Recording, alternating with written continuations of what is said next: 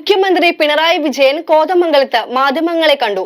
LDF സ്ഥാനാർത്ഥി ആന്റണി ജോണിന്റെ തിരഞ്ഞെടുപ്പ് കൺവെൻഷനിൽ പങ്കെടുക്കാനെത്തിയതായിരുന്നു അദ്ദേഹം. കഴിഞ്ഞ 10 വർഷങ്ങൾ വാഗ്ദാനങ്ങളുടെ രാഷ്ട്രീയമല്ല, വികസനങ്ങളുടെ കാലഘട്ടമായിരുന്നുവെന്ന് അദ്ദേഹം പറഞ്ഞു.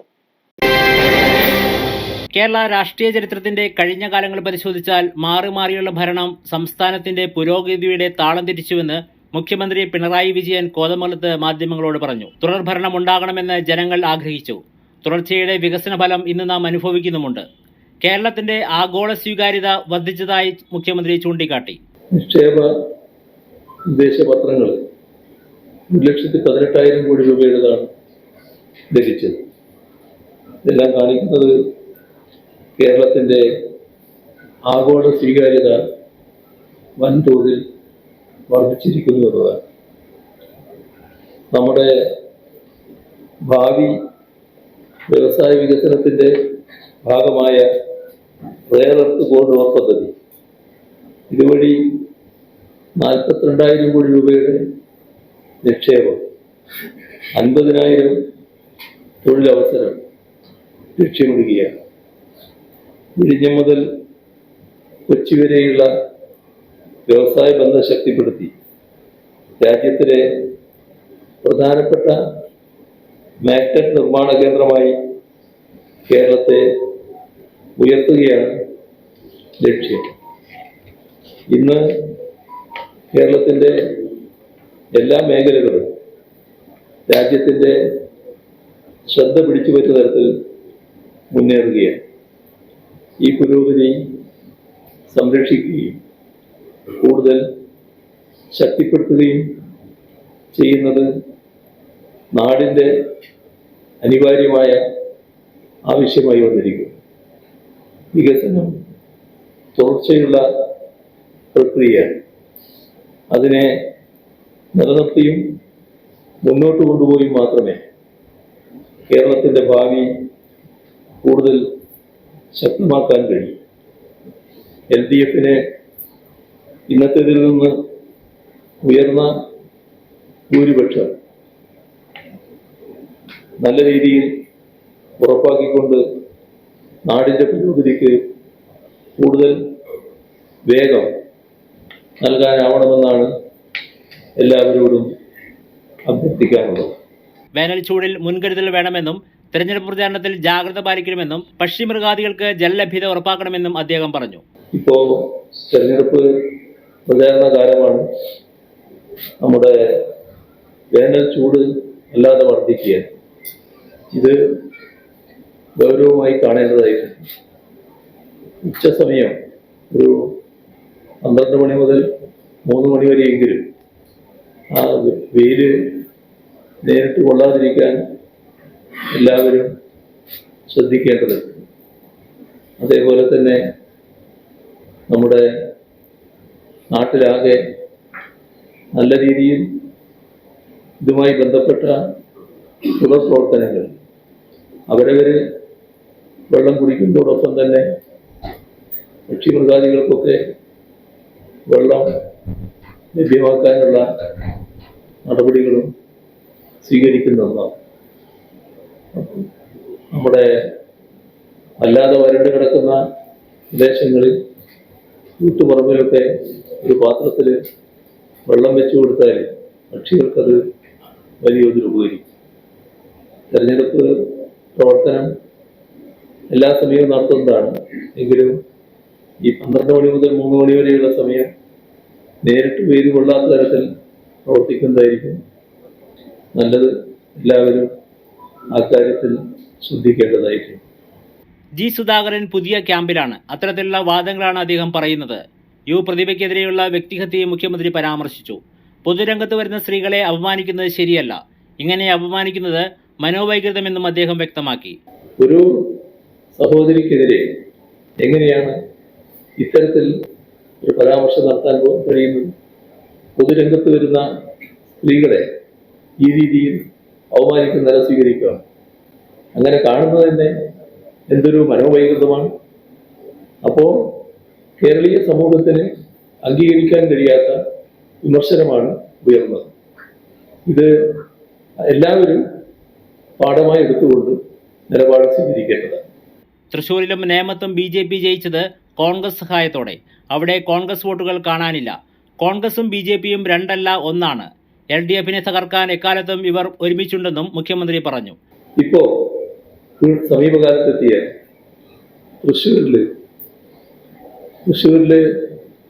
BJP ജയിച്ചു. അതിനു മുൻപ് നേമത്ത് BJP അസംബ്ലി റെക്കോർഡ് വന്നു. എങ്ങനെയായിരുന്നു നേമത്ത് അസംബ്ലി റെക്കോർഡ് വന്നത്? നേമത്തുള്ള കോൺഗ്രസ് വോട്ടുകൾ കാണാനില്ല. അതേസമയം അതിനടുത്തുള്ളൊരു മണ്ഡലത്തിൽ ഒരു കോൺഗ്രസ് നേതാവ് ജയിച്ചു വരുന്നു. അവിടെ BJPയുടെ വോട്ടുകൾ കാണാനില്ല. ഇത് ധാരണയായിരുന്നില്ല. BJPക്ക് അക്കൗണ്ട് തുറക്കാനുള്ള സൗകര്യം ഉണ്ടായി കൊടുത്തത്. 2021 അവിടെ തെരഞ്ഞെടുപ്പ് വന്നപ്പോൾ ഞങ്ങൾ പരസ്യമായി പറഞ്ഞല്ലോ, ഈ അക്കൗണ്ട് ഞങ്ങൾ കൂട്ടിക്കൂടും. അത് കൂട്ടിക്കാനായിരുന്നു. തൃശ്ശൂർ പാർലമെന്റ് സീറ്റ് എന്താ സംഭവിച്ചത്? എങ്ങനെയാണ് BJPക്ക് ജയിക്കാനായത്? അതിന് മുൻപത്തെ തെരഞ്ഞെടുപ്പിൽ കോൺഗ്രസ് കിട്ടിയ വോട്ട് എവിടെ പോയി? ഞങ്ങളും ജയം പ്രതീക്ഷയാണ്, ഞങ്ങൾ പരാജയപ്പെട്ടു. പക്ഷേ അതിന് മുൻപത്തെ തെരഞ്ഞെടുപ്പിൽ ഞങ്ങൾ കിട്ടിയ വോട്ട് കുറവ് വന്നില്ല. കോൺഗ്രസിന് വലിയ കുറവ് വന്നല്ലോ. രാഹുൽ ഗാന്ധി അഖിലേന്ത്യാ നേതാവാണ്. പക്ഷേ പ്രാദേശിക നേതാവിന്റെ നിലവാരം പോലുമില്ല. ഇത്രമാത്രം അധപ്പതനം കോൺഗ്രസിന്റെ സമുന്നതനായ നേതാവിനുണ്ടാകുമോ എന്നും, യോജിക്കേണ്ട ശക്തികൾ യോജിക്കുന്നതിന് പകരം രംഗം കലുഷിതമാക്കുകയാണ് കോൺഗ്രസ് എന്നും പിണറായി വിജയൻ പറഞ്ഞു. രാഹുൽ ഗാന്ധി ഈ അഖിലേന്ത്യാ നേതാവാണല്ലോ. പക്ഷേ സാധാരണ പ്രാദേശിക നേതാവിന്റെ, പ്രാദേശിക പ്രവർത്തകന്റെ കാര്യവേലും പോലും ഇല്ല എന്നാണ് വസ്തുത. ഒരു കാര്യവും നേരെ ചൊവ്വേ മനസ്സിലാക്കാൻ തയ്യാറാകില്ല. പിന്നെ കണ്ടാലും കൊണ്ടാലും പഠിക്കില്ല. അതൊന്നും രാഷ്ട്രീയ നേതാവിന് ചേർന്ന ഗുണമല്ല. ഇത്രമാത്രം അധപ്പതനം എങ്ങനെയാണ് കോൺഗ്രസ്സുകാരാകെ സർവാദരണീയനായ നേതാവെന്ന് കാണുന്ന ഒരു നേതാവിന് ഉണ്ടാകുന്നത് എന്ന് എന്ത് തരത്തിലും മനസ്സിലാക്കാൻ കഴിയാത്ത കാര്യം. ഇവിടെ രാഹുൽ ഗാന്ധിയുടെ നില എന്താ?